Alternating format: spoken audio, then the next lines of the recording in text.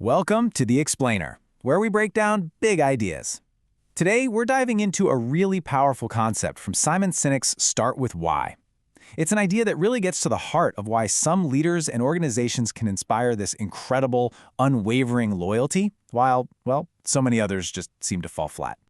Okay, so let's kick things off with a little story, kind of a thought experiment, to challenge some of our assumptions. Picture this: a 43-year-old man, raised Catholic, is sworn in as the leader of his country. His predecessor, a really famous general, is right there by his side. A pretty specific person probably pops into your head, right? Okay, just hang on to that thought. And surprise! It turns out those exact same details also describe Adolf Hitler's rise to power back in 1933. You know, most people think of John F. Kennedy. And that little twist right there, it reveals a really powerful truth. Our assumptions totally shape our behavior. And Simon Sinek argues that most organizations, most businesses, they operate on a deeply flawed assumption when it comes to trying to motivate us. Sinek basically boils it all down to this. There are only two ways to influence people. That's it. You can either manipulate them or you can inspire them. Now, one of these is absolutely everywhere in business and politics, but it is by far the weaker of the two. Here's how it breaks down. Manipulation, that drives transactions. It's a short-term win, you know? It gets someone to buy a product or cast a vote right now. But inspiration? That's different. That builds loyalty. And loyalty? That's the real foundation for any kind of lasting success.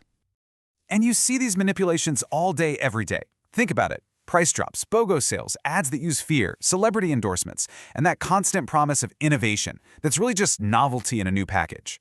And yeah, sure, these things work. They might get you a sale, but they do not build loyalty. They're expensive, they're stressful, and the effect, it's always temporary. So what's going on here? How do some leaders and organizations inspire this kind of fierce devotion? The kind that makes us willingly pay more or go completely out of our way for them? Why do some ideas just take hold and spread like wildfire, while others just fizzle out? It's not magic, and it's definitely not luck. Turns out, it's a pattern. Sinek actually discovered this naturally occurring pattern, almost like a secret code that all these inspiring leaders follow, whether they even realize it or not. It's this incredibly consistent framework that shapes absolutely everything they say and everything they do. And he calls this pattern the golden circle. Now, it's a pretty simple idea on the surface, but I'm telling you, once you really get it, it changes how you see everything, from the products you buy to the leaders you decide to follow. Just imagine three circles, one inside the other, like a target. That outer ring, that's the what. Every single company on the planet knows what it does. The middle ring, that's the how. Some companies know how they do what they do, their secret sauce or their unique process. But that center, the bullseye, that's the why. And very, very few organizations can clearly tell you why they do what they do. So what do these layers even mean? Well, the why, it's not about making a profit. That's just a result. Your why is your purpose, your cause, your core belief. It's the reason you get out of bed in the morning. The how is your process, the specific actions you take to bring that belief to life. And the what?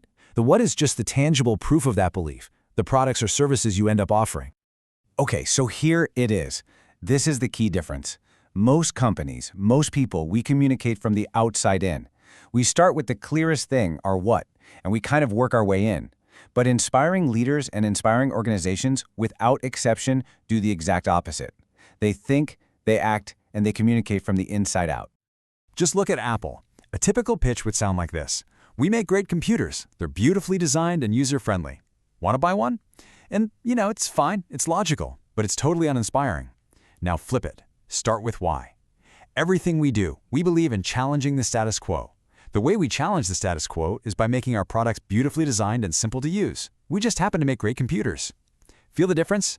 One is just a sales pitch, the other is a cause people can join. And this all leads to Sinek's most famous line, the one you've probably heard. People don't buy what you do, they buy why you do it. Your products, your services, all your whats, they're just the tangible proof of your why. They're ways for people to show the world what they believe. And get this is not just some clever marketing trick or a feel-good theory. The power of the golden circle isn't an opinion. It's actually rooted in the fundamental biology of how the human brain works. So it turns out our brain is basically structured just like the golden circle. That outer layer, the neocortex, it handles the what, That's our rational brain, the part that understands facts, figures, features, and language. But the core, the limbic brain, that's where our why and how live. It's the source of all our feelings, trust, loyalty, and all of our decision-making. But here's the catch. The limbic brain has zero capacity for language, and that's exactly why we get gut feelings that feel so right, but are so hard to put into words. This biology is precisely why asking customers what they want, the what, so rarely leads to any real breakthrough innovation. They're just going to ask you for a slightly better, slightly faster version of what they already have. Truly inspiring leaders don't ask us what we want. They show us something new to believe in. They give us a why, and we follow. Okay, so this all sounds great in theory, right?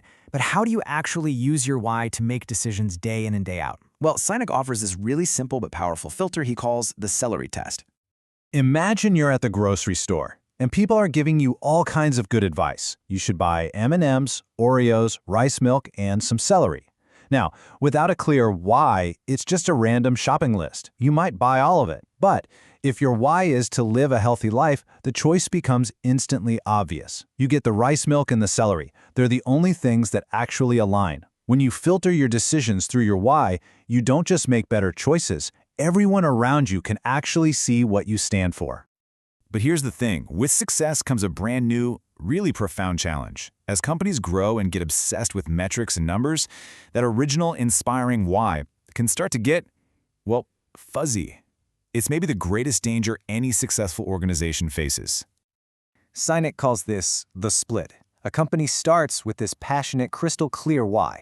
As it gets bigger, it starts measuring success by the what's, revenue, market share, growth. And over time, the focus on what completely takes over, and the why gets lost. You just have to look at Walmart after Sam Walton passed. The original why of serving communities and valuing people kind of disappeared, and it just became all about being the cheapest. So, how do we find our way back to our why? Or better yet, how do we make sure we never lose it in the first place? I think the answer is just so beautifully captured in the story of a high school runner named Ben Combe. See, Ben has cerebral palsy, and he finishes every single race dead last. He often falls and struggles to get back up. But after all of his teammates finish, something really amazing happens.